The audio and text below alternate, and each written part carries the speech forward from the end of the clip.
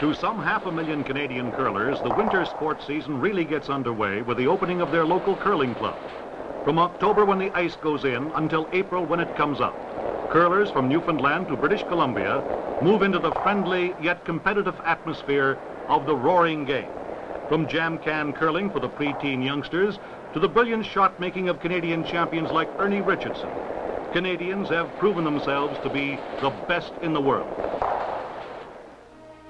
In March 1963, the citizens of Brandon, Manitoba, Canada's Wheat City, welcomed 44 of the nation's top curlers when they played host to the Canadian Curling Championship for the symbol of Canadian curling supremacy, the Macdonald Brier tanker.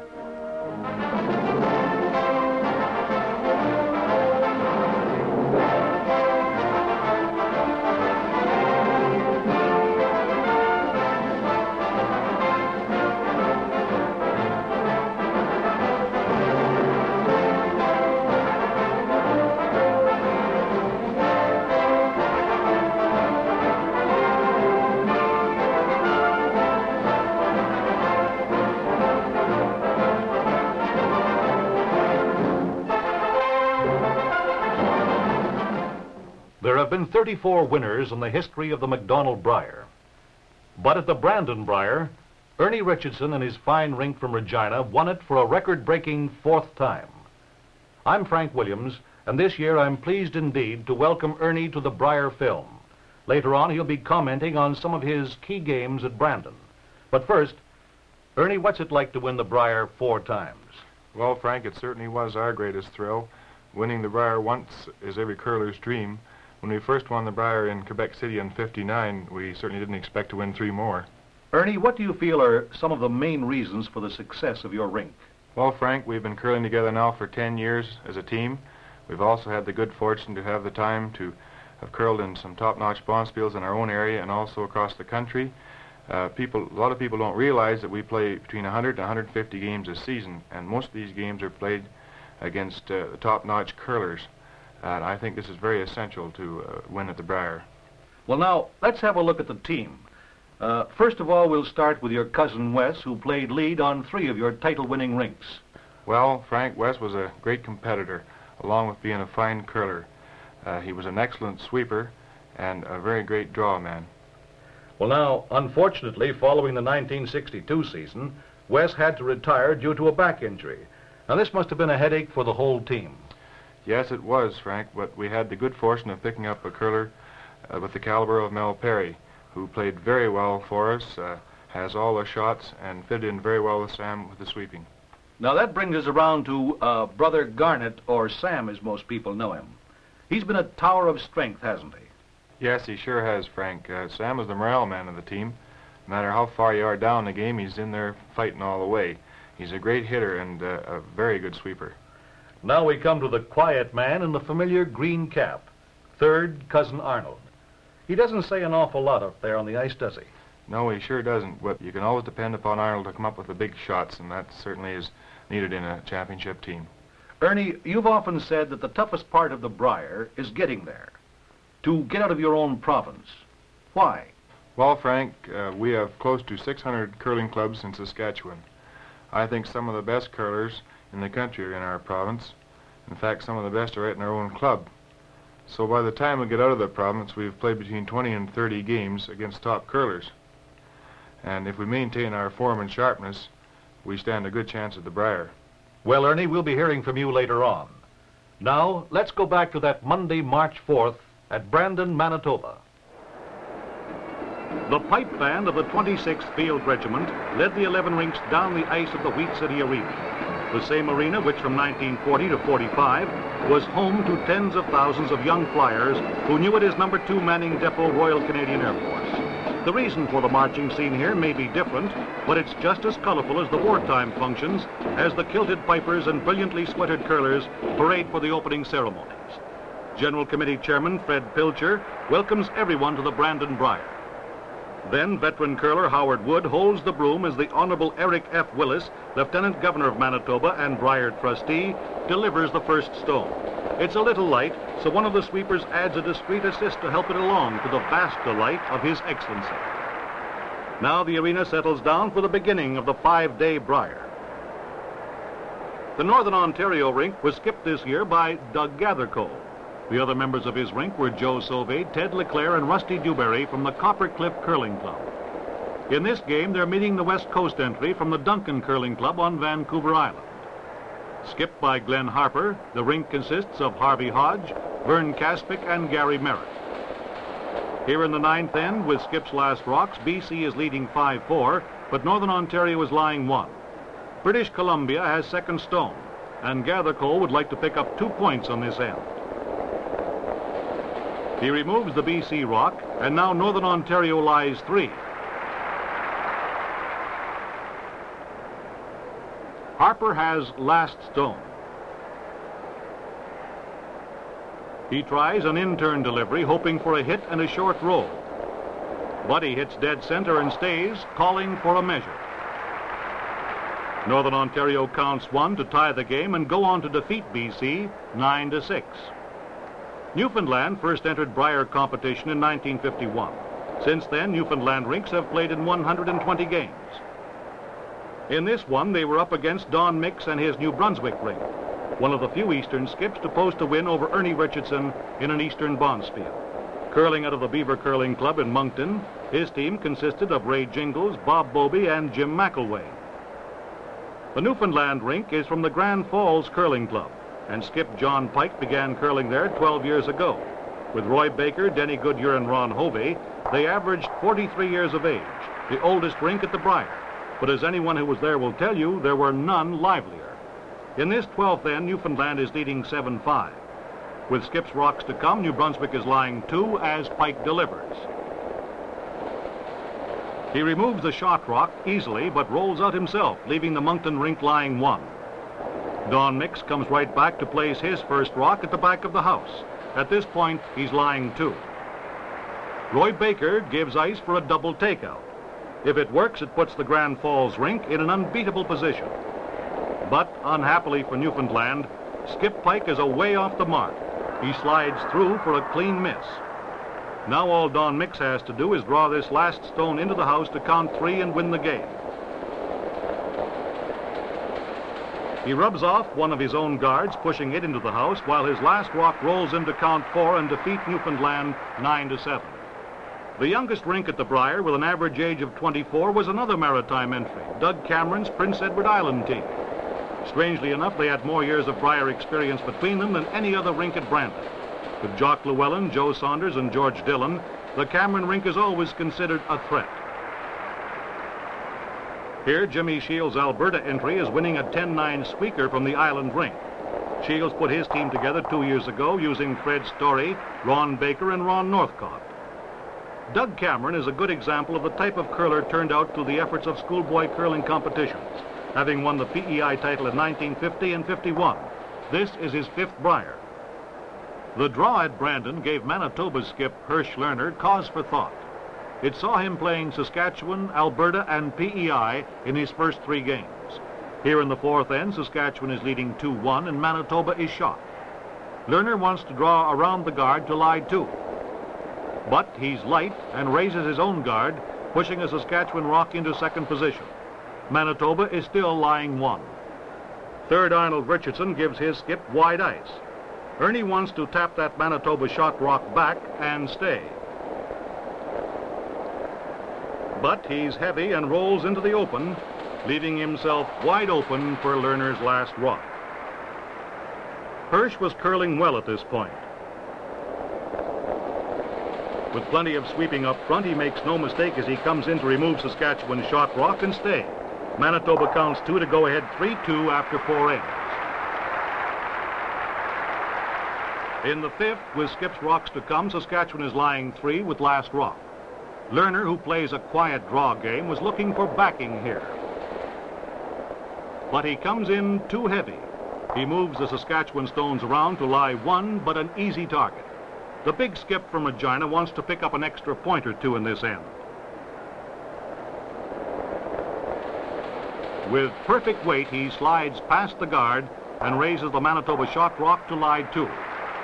Cole Staniloff, Manitoba's 3rd, asks his skip for a hit and a roll.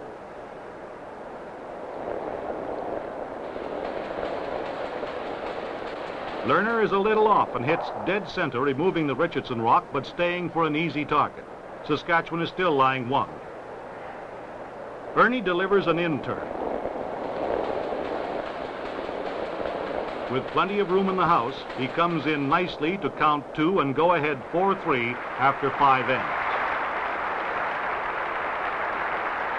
Lying 2 in the 6th end, Saskatchewan has been placing guards with considerable success. Now with his last stone, Ernie wants another short guard up front. With help from brother Sam, his new lead Mel Perry, plus cousin Arnold, the stone is swept into the 12-foot. It comes over a bit too far for Ernie's liking, leaving a port for Lerner to come through. Staniloff gives his skip plenty of ice.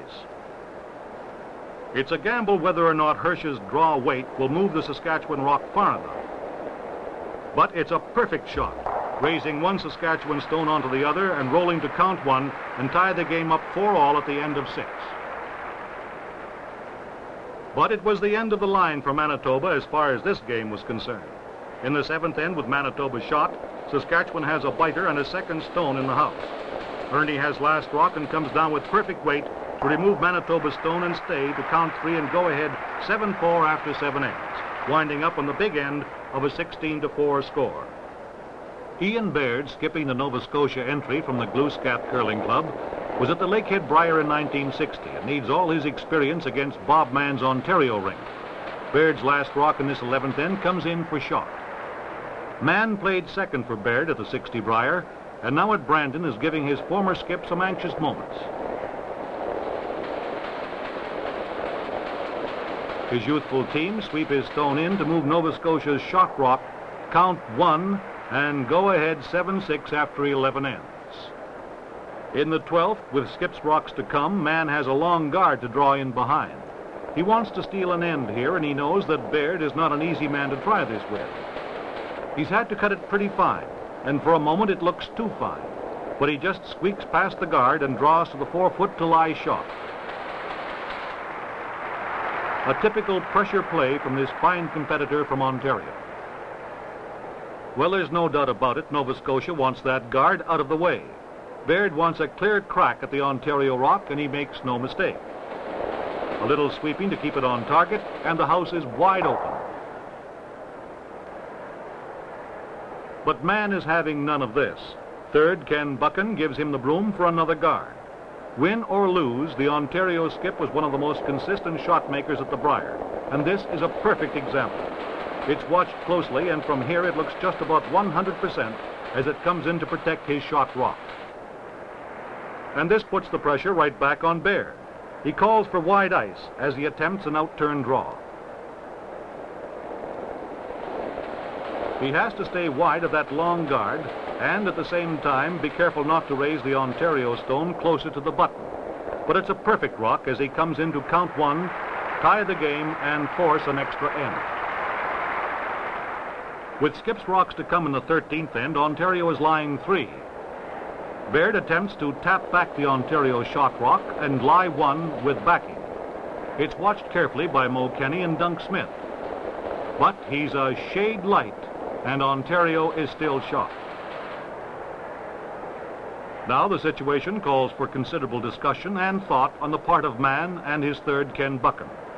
You might have 3 stones in the house and last rock, but you still don't take chances with a skip like Baird. Mann decides to go for the chip and roll with the possibility of winding up with 4 stones in the house. Now let's see what happens.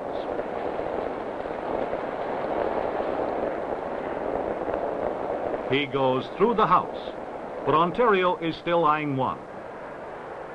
Now it's Nova Scotia's turn. Ontario is still in the driver's seat, and this next shot has got to do the trick. Baird wants to raise his first rock onto the Ontario shot and stay to lie 2. And here is the payoff rock. The weight is about right, but he's wide. He chips his own stone and rolls too far. Mann doesn't need his last rock to win this game. Ontario count 1 to win the second extra end game at the Brandon Brier, 8-7. Alberta's entry from the Calgary Curling Club was given an excellent chance to win it all. Skipped by Jimmy Shields, it was a strong combination of youth and experience. The Quebec rink from Montreal Heather wasn't expected to give them any trouble. But here in the 11th end, Quebec is leading 6-5 as Shields' first stone draws in to lie 2.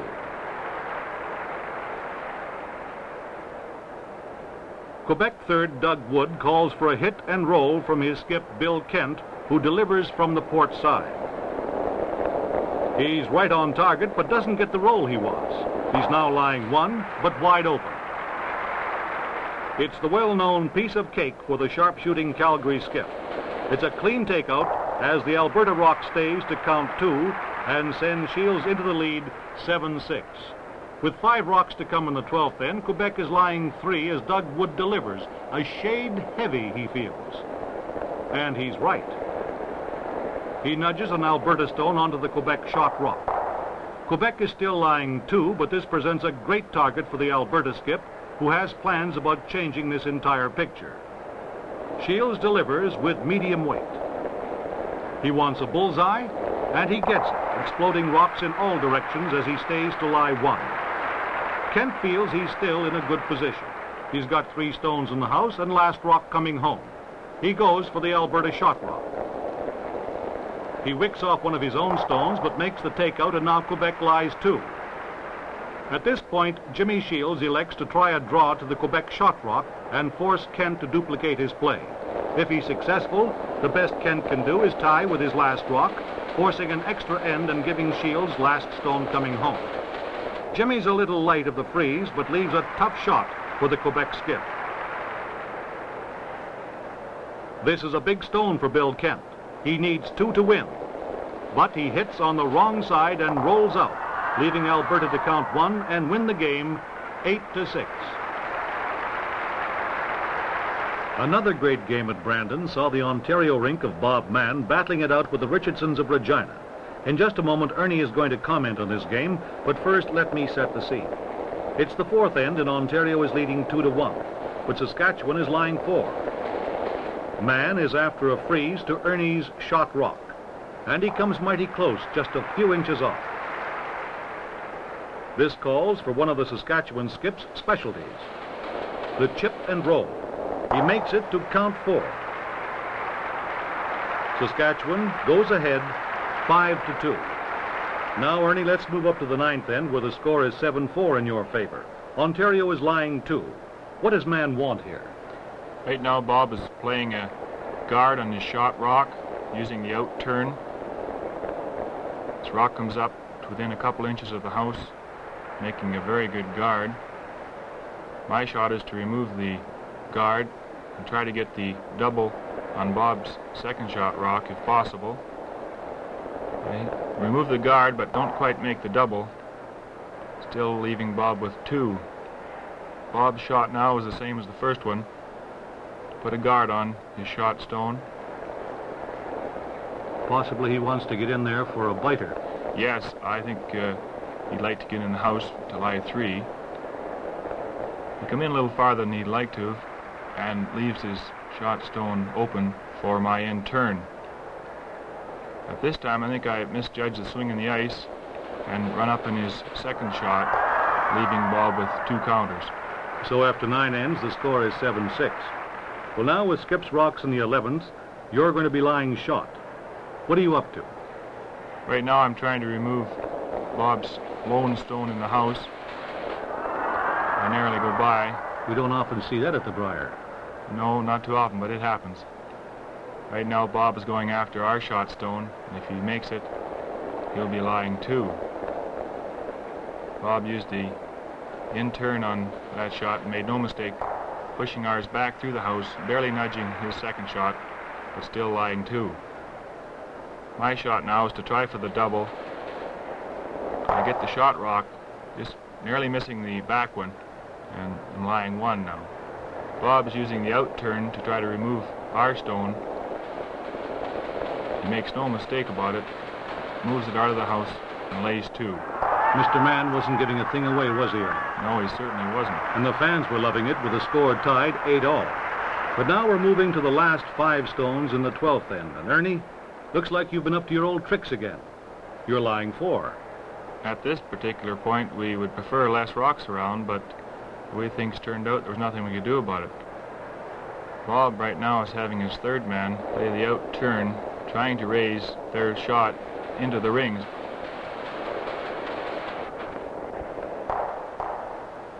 A little bit off and just pushes our rock in for shot rock. What's all the conference about? Right now we're debating on whether to remove that stone that was just thrown or guard our shot rock. We decided that the guard would be the best. So Arnold is going to use the out turn and try to stop that possible raise and also guard our shot rock at the same time. He makes a very good shot, moving their possible raise over and guarding our shot stone. Bob's shot now is quite difficult. He's trying an in-turn raise. In fact, it's a double raise.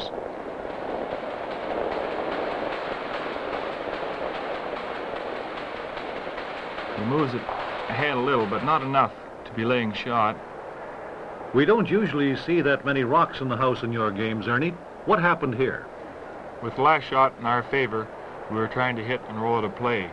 Instead, we were hitting and staying. Right now, I am trying to play a guard on the port. My weight is very good, but I don't come over quite as far as I would like to.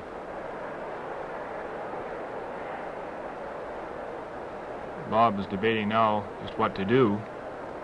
He hasn't got too much room there. No, he certainly hasn't. He'd have to miss that front guard by just a whisker with the in-turn and try to roll in off our second shot. That's biting the forefoot. Very difficult shot.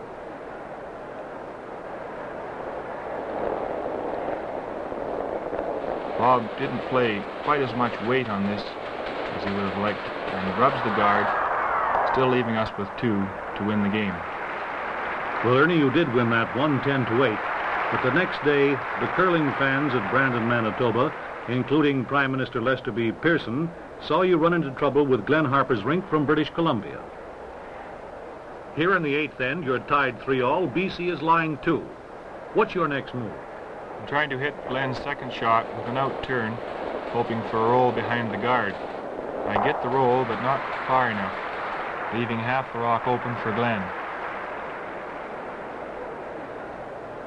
Glenn is using an in-turn, and if he can tap my rock through and stay, he'll count 2. Glenn makes no mistake about this, tapping it through and counting the 2. Well, they also picked up 2 in the 9th to go ahead 7-3. Here in the 10th, BC is lying 1. How are you going to play this shot? I'm trying to draw down to Glenn's shot with an in-turn. My rock draws a little more than I wanted, but it taps our second shot in for a shot just by about an inch or 2. That calls for a measure, I'm sure. Now Glenn is trying to do the same thing by drawing down to our shot rock. I'm sweeping very hard, but Glenn comes up just a little bit light. Stops about 3 inches short of being shot. Now I have a free draw for 2 points, taking a wide in turn and drawing into the center of the house. The boys sweep it, keep her clean, and I draw into the house to count 2. Well, that made the score 7-5 for BC. You blanked the 11th end, and now with Skip's rocks to come on the 12th, BC is lying 2. Right now, I'm trying to draw in behind the long guard, using an in-turn, hoping to stop in the forefoot in front of the tee. My rock goes back a little too far, but still stays shot. Glenn is going to draw back to our rock, hoping to tap it through the rings for the win. Boys sweep it just a little too much, and it gets into a bit of a run, just touches our rock over and rolls to the back of the house. Now I'm trying to draw into the 8-foot behind the guard in front of the tee, forcing Glenn to draw to the open side of the forefoot. The boys have to sweep pretty hard to get her by the guard, and it goes back just a little too far, leaving us laying 2. Glenn has a backstop now. He's playing the wide in turn into the forefoot. The boys sweep it in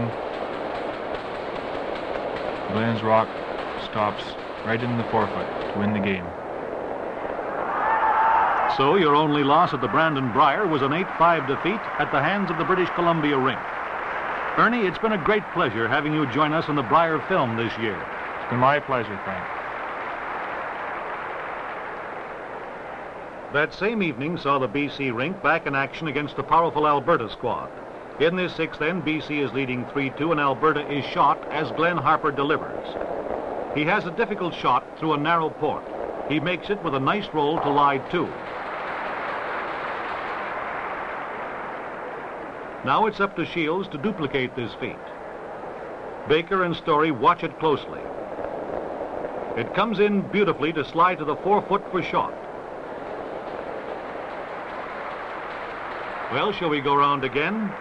Harvey Hodge seems to think so. Here is Harper's last rock, and once again, it's absolutely dead on to come in, move the Alberta shot rock, and leave BC lying 3.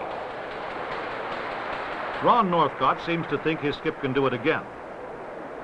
Well, let's see. Shields takes careful aim. There's an awful lot riding on this stone. Once again, the front end watches closely. It rubs off a BC guard and rolls into the house to count 1 and tie the game 3-all at the end of 6. British Columbia counted 1 in the 7th, and now in the 8th with 4 stones to come, Alberta is lying 2. Glenn Harper is after a double takeout here. It comes in just a little wide.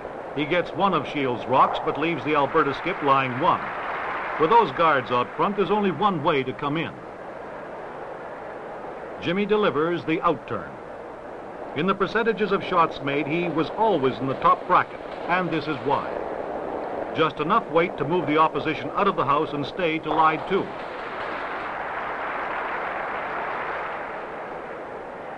The quiet skip from Duncan, BC didn't miss too many shots himself. With wide ice called for, he wants to draw into the pocket of those 2 Alberta stones. But this effort left Mr. Harper talking to himself for a couple of minutes. He's much too light and stopped 6 feet in front of the house. With plenty of room at the side, Jimmy goes for the in-turn draw. He has perfect weight on this one. The rock slides gently into the house, giving Alberta 3 big points and putting them out in front 6-4 after 8 ends. In the 9th, Alberta is shot, but BC has 2 stones in the house. Glenn Harper with last rock is after the takeout, and he's making no mistake here. BC counts 3 to go ahead 7-6 and go on to defeat Alberta 14-6. On Thursday morning, March 7th, the Wheat City Arena was jam-packed for the big game between Saskatchewan and Alberta. They'd blanked the first end. Alberta picked up 1 in the 2nd. They blanked the 3rd, while Saskatchewan counted 2 in the 4th. Now in the 5th end, Alberta is lying 2 as Jimmy Shields delivers his first stone. He wants to count a big end, and he's on his way as he comes in to lie 3. Arnold calls for a double takeout. The Richardsons don't like to see a lot of stones lying around the house, especially if they belong to someone else. Ernie delivers. But this time he's a little off. Instead of getting the inside, he hits the Alberta stone head-on to lie shot, but an easy target for Shields. The Alberta skip doesn't do his average any harm at all with this rock. He removes the Richardson counter and rolls to rack up 3 important points. Alberta takes the lead 4-2 at the end of 5. They blanked the 6th end, and now we have the final 4 stones in the 7th. Richardson is shot as Northcott gives his skip the broom for a draw to the Saskatchewan rock. The boys are a little concerned about that long guard, but they needn't worry. The stone slides past right on target. Alberta is now shot. Saskatchewan wants to keep over behind that long guard and at the same time get Alberta's shot rock out of the way. It's got to be letter perfect. Mel Perry and Sam sweep it past the guard and the rest is easy. A perfect takeout, leaving Saskatchewan lying 2. Alberta's 3rd asks his skip to move the shot rock back to lie 1. Once again, Jimmy Shields takes aim and delivers. The big question is who will crack first. The Alberta rock comes in and moves the Saskatchewan stone to the back of the house, leaving the Calgary rink shot. Now you're going to see a perfect example of the chip and roll. Ernie Richardson seems to have copyrighted this shot. Watched carefully by the front end, it slides past the guard, hits the Alberta rock, pushing it out of play, rolls to the center to count 3, and puts Saskatchewan out in front 5-4. They go on to defeat Alberta 10-8 and pave the way for the first 4-time win at the Canadian Curling Championships. 4,000 fans saw the Pipers lead the curlers down the ice for the presentation ceremonies. And for the 4th and record-breaking time, David M. Stewart of Macdonald Tobacco Incorporated presented skip Ernie Richardson with a Macdonald Brier tankard, then congratulated Arnold Richardson, Garnet Richardson, and Mel Perry. Manitoba's Lieutenant Governor Eric Willis presented the 4-time champions with handsome coffee urns. DCA President Dick Topping presented silver bowls to the 2 runners-up, Glenn Harper's rink from BC, and the Alberta team skipped by Jimmy Shields. The Brandon Brier was a week that saw some great curling and a record-breaking achievement by truly great champions.